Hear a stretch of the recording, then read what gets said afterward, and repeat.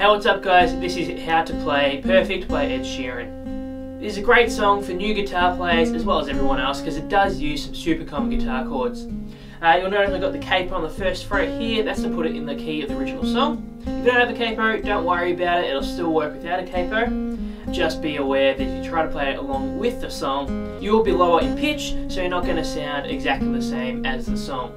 Let's get into it. So we're going to start off with a G chord, which sounds like that. So to play a G chord, we're going to put our first finger up on the 5th string in the 2nd fret, our second finger up on the 6th string in the 3rd fret, our second finger on the 2nd string in the 3rd fret, and then our 4th finger just below that on the 1st string in the 3rd fret. Now the rhythm we're going to be playing throughout pretty much the whole song sounds like this.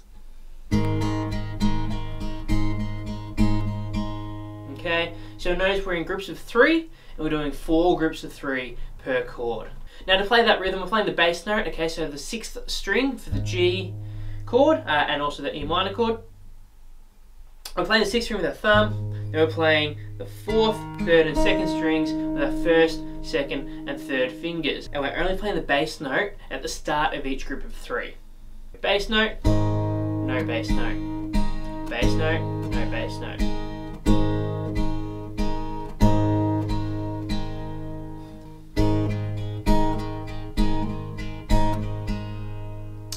So from that G chord, we're going to move to an E minor, okay? Now, there's something a little bit different about this E minor. So, we're going to put our first finger up on the 5th string in the 2nd fret, our second finger just below that on the 4th string in the 2nd fret, okay? That's our regular E minor. What we're going to play today technically is an E minor 7. For simplicity's sake, we're still just going to call it an E minor for this song. But basically, we're going to take that E minor position, add our 3rd finger down on the 2nd string in the 3rd fret. Now we're also going to add our 4th finger just below that. So we've got that same position here as we did with the G, right? So we can actually keep those two down to use as a pivot point. So when we're changing, we keep those fingers down and just use them to pivot from.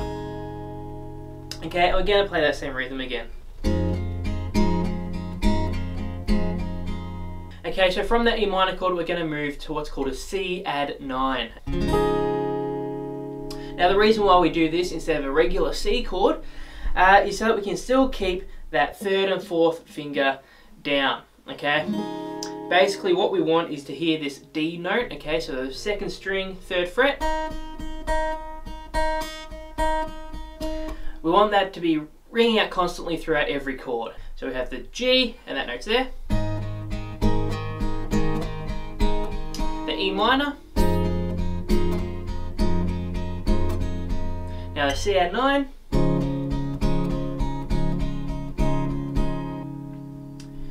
So we're going to put our first finger on the 4th string in the 2nd fret. We're going to put our second finger on the 5th string in the 3rd fret, and then there's that 3rd and 4th finger still on the 1st and 2nd strings. Now we're moving to a D chord, okay? Just a regular D because that's already got that that 2nd string note in there still. Hey guys, Sam here from the editing booth.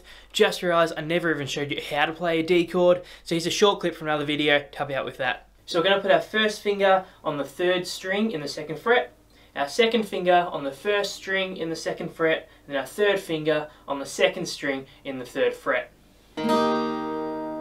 Back to the video. So for this one, we're going to put our thumb on the 4th string, and you see our 1st and 2nd fingers on the 3rd and 2nd strings.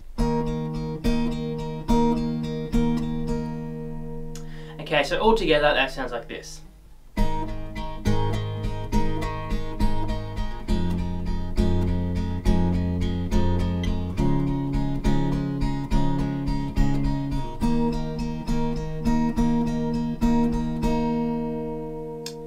And we're going to do that chord progression twice for the verse. Then we move into the pre-chorus, or as I like to think of it, the first chorus in this song. Because there are 2 very distinct main parts, I like to think of it as having chorus 1 and chorus 2 rather than a pre-chorus and a chorus, but that's just me. So we're essentially going to keep the same chord progression, okay? So we start on that G, the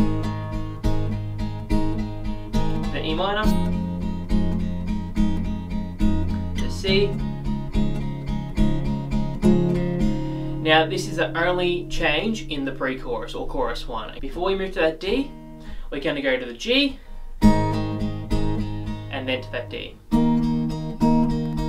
So we go G, press full length, E minor, C,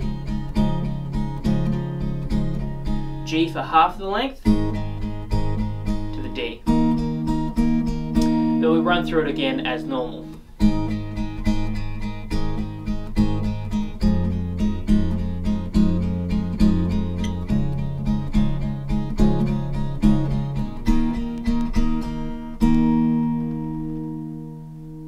Then moving to the chorus or chorus 2. Big difference here is that all the chords are going to last for half the length. Now before we get started on this one, I just want to point out, in the song they add in keys, they add in a string line, a bunch of other stuff to build the dynamics, okay? When we're on a solo acoustic guitar, we don't really have that option to bring in all those other things, but we can still add dynamics.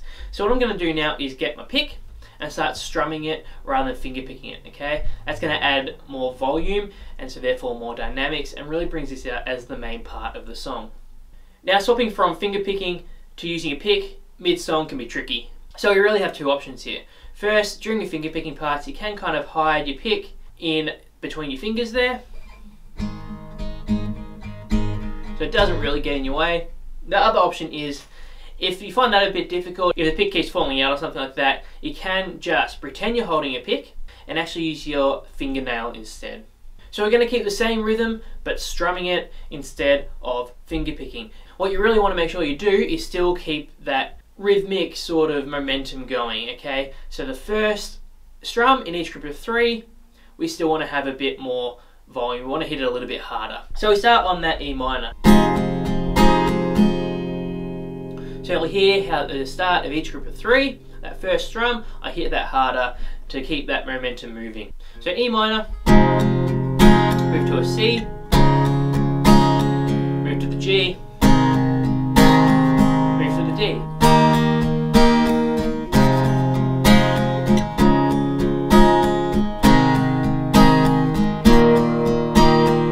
Now we play the progression 4 times, then we go back into this little interlude sort of thing, leading back into the verse again.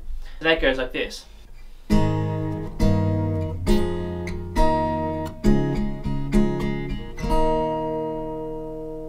So what I'm doing here is a G into a D, and for that D I'm actually adding my thumb onto the 6th string of the 2nd fret.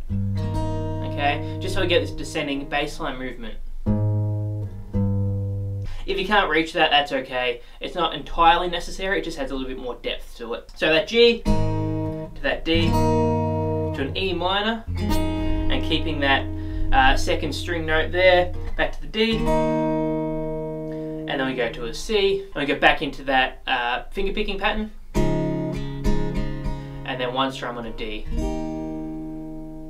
And then we go back into the verse. Okay, so we play that 2nd verse, back into the pre-chorus again, back into the chorus again. Then we actually have a little bit of a guitar solo in there, which is really cool. Not super common in pop music these days, but it serves well to kind of break up the song a little bit more. Then back into a final chorus, a little outro section in which we repeat that last line of that chorus, and then we go back into that interlude and finish on a G. So that last chorus sounds like this.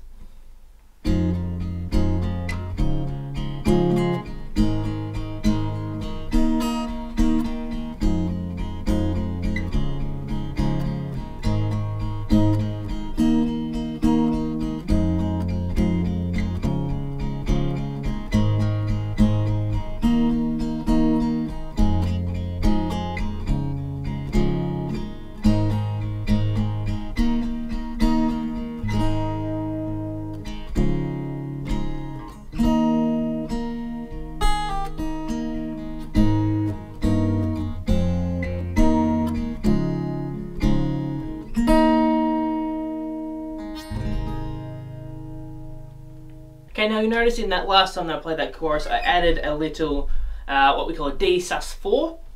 So basically I'm adding the 4th finger on the 1st string and the 3rd fret, which makes that chord. So that's really cool to put in there. Basically whenever there's a D chord in the song, you can use that. and actually pulled that off onto a regular D.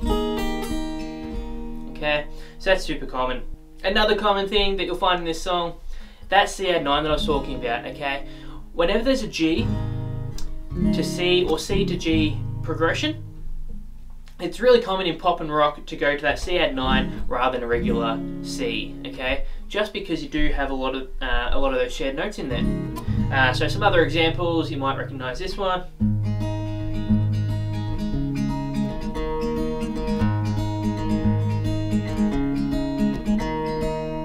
You might recognize this one.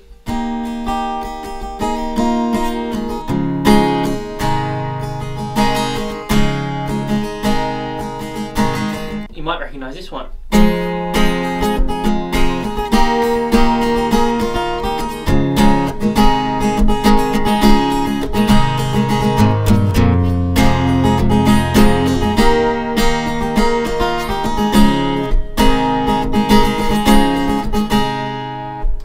Alright guys, thanks for watching. I hope you've enjoyed it. Again, I hope you've learned something.